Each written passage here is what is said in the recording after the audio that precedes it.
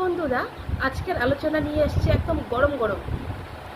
আর অনেক গার্জিয়ানদের কিন্তু এই কথাগুলো সহ্য হবে না, তবে আমি বাস্তবটাই তুলে ধরবো। এখনকার দিনে স্কুলে টিচাররা কিন্তু স্টুডেন্টদের শাসন করতে পারে না। কেন পারে না?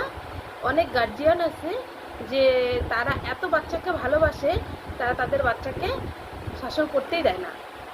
যদি পড়া না পারে তবুও তাকে পেটানো যাবে না বা ধমক দেওয়া যাবে না, তাহলে কিন্তু সেই শিক্ষকের কপালে একদম চরম শাস্তি।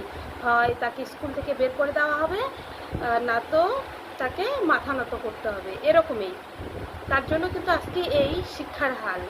তো আমি চাই আবার ঠিক আগের মতো আমরা যখন স্কুলে পড়তাম, যেভাবে আমরা স্যারের কাছে মার খেয়ে ভালো করে পড়াশোনা করতাম, তো সেই জিনিসটাই যদি এখন আবার শুরু হয়, সত্যি সব বাচ্চারাই ভালো করে মনোযোগ দিয়ে পড়াশোনা করবে।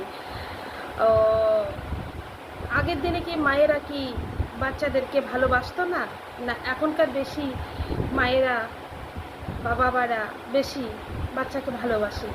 যদি তাই হয়, তাহলে এখনকার দিনে বেশিরভাগই কিন্তু মায়েরা বা বাবারা বাচ্চাদের ফেলে রেখে অন্য সম্পর্কে চলে যায় বা অন্য কোথাও গিয়ে ঘর সংসার বাঁধে।